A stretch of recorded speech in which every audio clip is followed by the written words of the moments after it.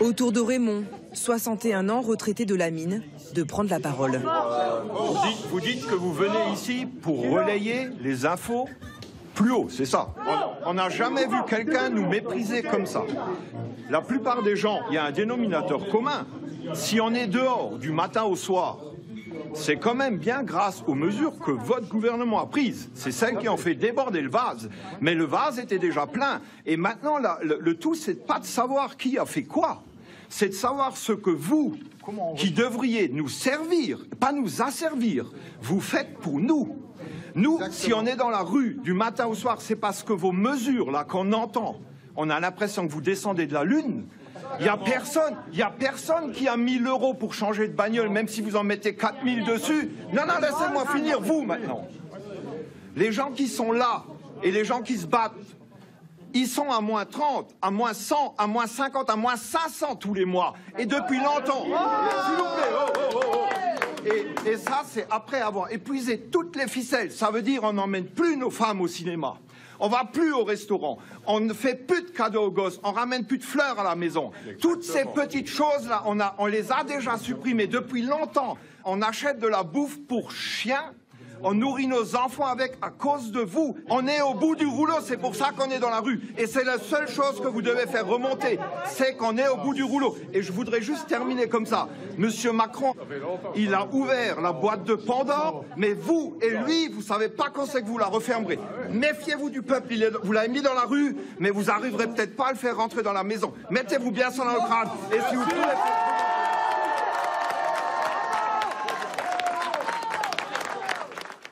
Tout semble mort, lorsque tout semble triste, lorsque tout parfois semble perdu ou morose, il faut penser printemps. Non pas penser printemps pour s'émerveiller, mais penser printemps parce que, au moment même où cette désolation s'installe dans la nature, quelque chose se prépare qui est déjà là. Alors certains ne le voient pas, certains peuvent désespérer, mais le printemps revient, il est déjà là. Alors ce soir, pour vous et vos familles, pour nous tous, je veux vous dire de penser printemps. Parce que c'est notre projet! Vive la République! Vive la France! C'est Manu. Ah bah écoute, je me présente pas, hein. Parce que par le biais de mon Facebook, de toute façon, tu pourras savoir qui je suis. Je vais rejoindre un petit Frédéric Fernandez, la France en colère. Oh, les gens klaxonnent, t'as vu Manu? C'est pour te dire bonjour. C'est juste pour te dire que moi je pense à mes parents, à leur retraite. T'avais dit comme quoi aux élections tu les niquerais pas. C'est ce que t'es en train de faire. Et pourtant tu vois j'ai pas voté pour toi mon gars. Je pense à mon gamin. Il va bientôt avoir 18 ans et rentrer dans la vie active.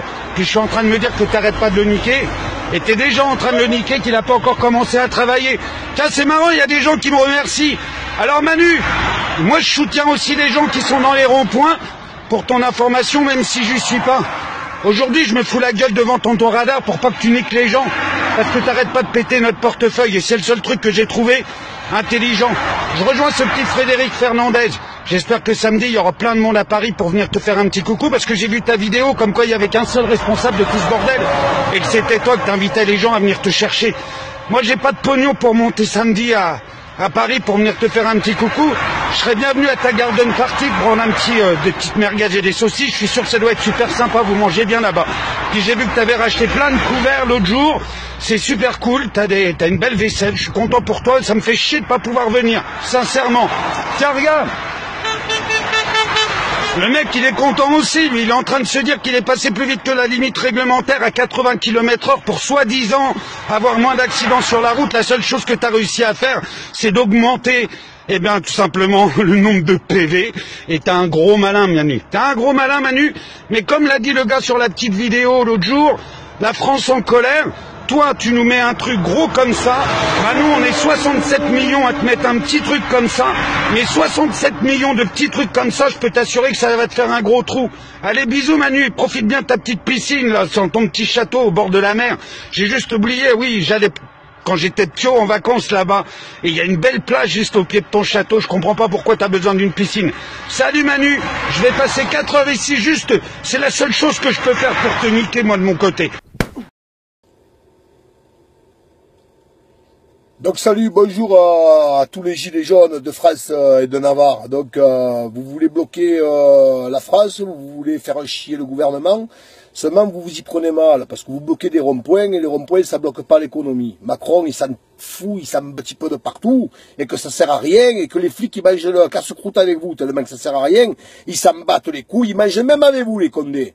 Alors voilà, il y a un truc à faire, c'est pas compliqué. Vous vous donnez tous rendez-vous sur les ports à Marseille, sur les ports du Havre, sur les ports de Brest. Et là, vous bloquez l'import-export mondial. Vous bloquez l'import-export sur le Maghreb, sur la Chine, sur les USA. Vous bloquez toutes les marchandises en provenance et en partance, direction l'Allemagne, l'Italie, l'Espagne. Vous bloquez l'Europe entière. Dans une semaine, Macron, il vient vous lécher les couilles. Voilà.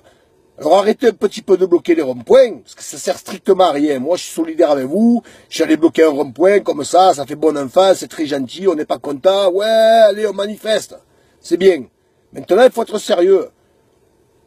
Voilà, alors samedi, lundi, mardi, là, les vieux, là, sans arrêt en train de pleurer, ah Macron il nous pique notre retraite, ben levez-vous le cul, arrêtez de regarder Fort Boyard le lundi. Il avait bloqué le port de Marseille, rien que ça, c'est des milliards d'euros en une semaine qui disparaissent.